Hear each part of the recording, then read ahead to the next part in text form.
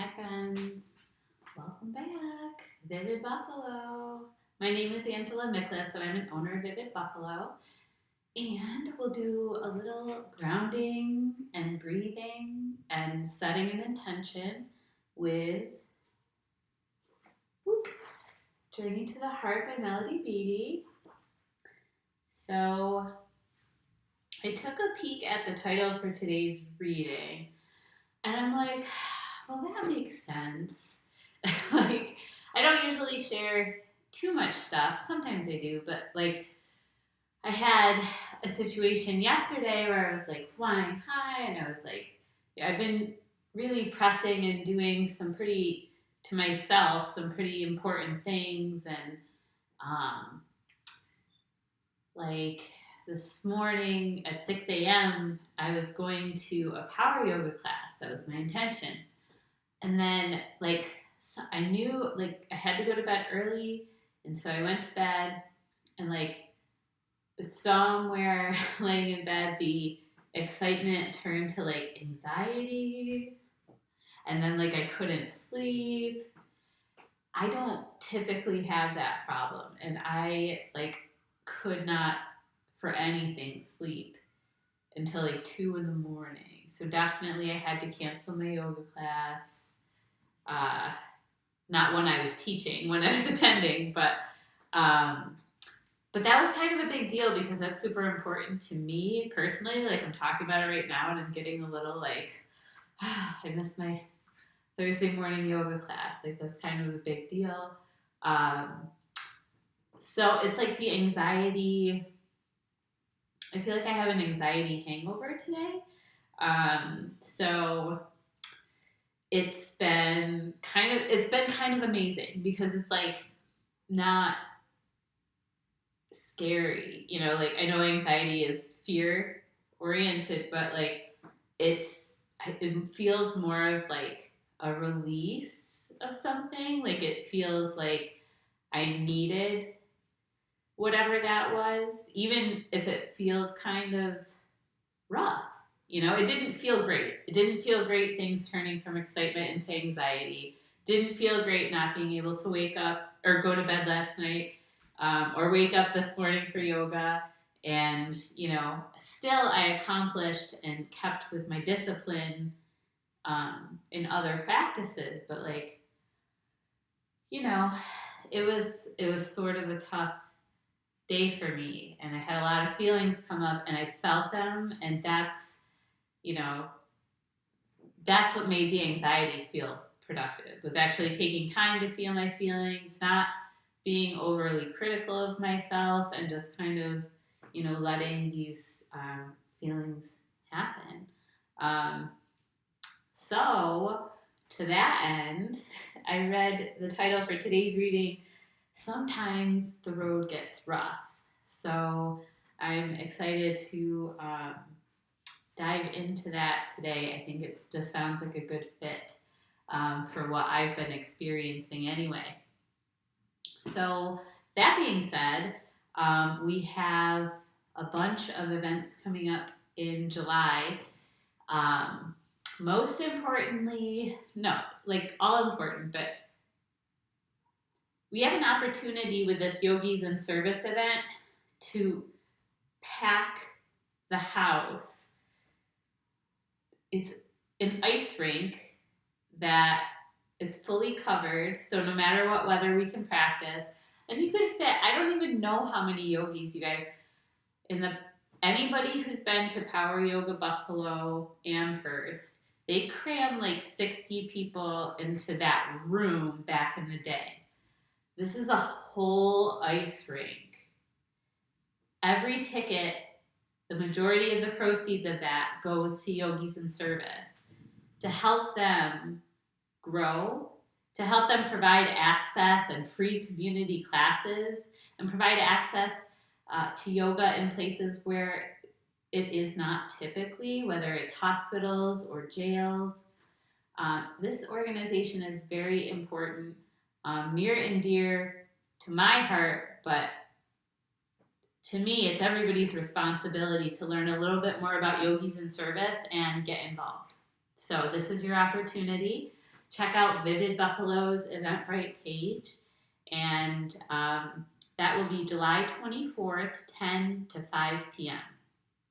So, all of that being said, let's get into our reading. Let's ground and breathe and get through this day, right? So we'll hop up into our swing, and while I get settled into the swing, take a moment wherever you are. So notice if you are seated, you're going to want to press down into your sit bones. And it's not a bad idea to pull the fun stuff away. Press down a little bit deeper. Like I can actually feel myself pressing down right here into my sit bones, grounding into my yoga seat. Pressing through that space, and then finding lift through my spine, up through the crown of my head. From that space, taking a deep inhale, filling all the way up. Exhale, shoulders away from your ears. Just taking some time to rock and notice and breathe. And from this space, starting to feel your internal vibrations. So your deep inhales and your deep exhales and the beating of your heart. And from that space,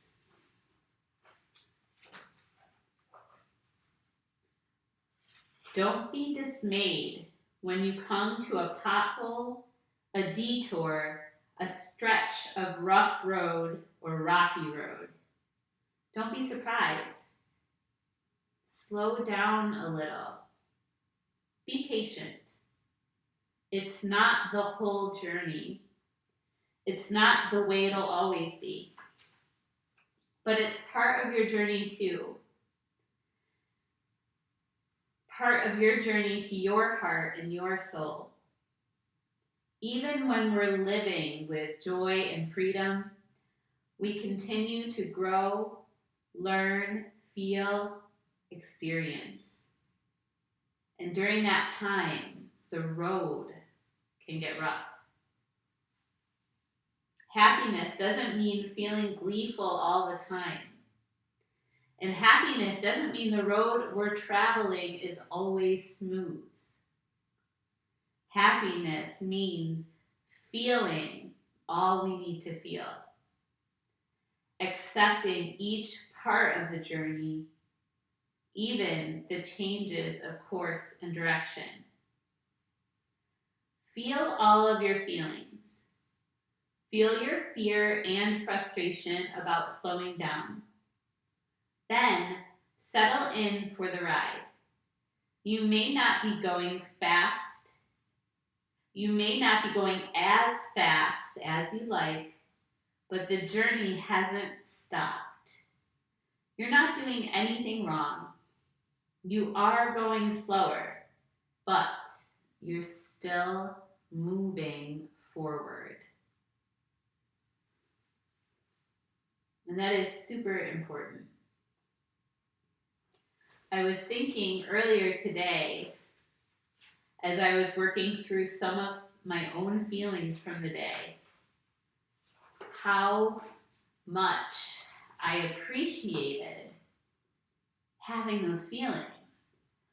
I was crying and feeling my vitality. Like that was coming from me, and like I needed to express it. I needed to use it to reset. I've been noticing my feelings coming up more and more, and I'm learning to appreciate them instead of push them away, which was something I was really good at. So I have been through some pretty physically traumatic things in my life, and twice almost died. And based on those experiences, it's very easy for me to push away feelings of pain and feelings of fear, and it's not always a healthy thing to do. The more that I develop away from that and the more that I feel my feelings, the better off my productivity is and the happier I am overall. And so I appreciate it today. I don't want to live in a cloud. I want things to be real, and I want to feel them, and I want to learn, and I want to work through all of those experiences. So for me, that feeling of anxiety, that feeling of sadness, all fed back into my vitality and my life and my purpose and my mission, all of those things. So there is room for all of it. And it's so much better than when I was in that place of resisting my feelings and resisting who I was, living in a corporate bubble in weird business clothes and pantyhose and stuck in an office for way too long. Being that person and resisting who I really was. Now that I'm becoming who I really am, guys, it's a lot. It's a lot to take in, and it's a lot of freedom to feel. And the beauty of it is, like, the other day, these people that I really appreciate that I don't even know very well, but like I kind of do. And I follow like what they do, and I just think they're about the coolest thing. And they had this secret wedding.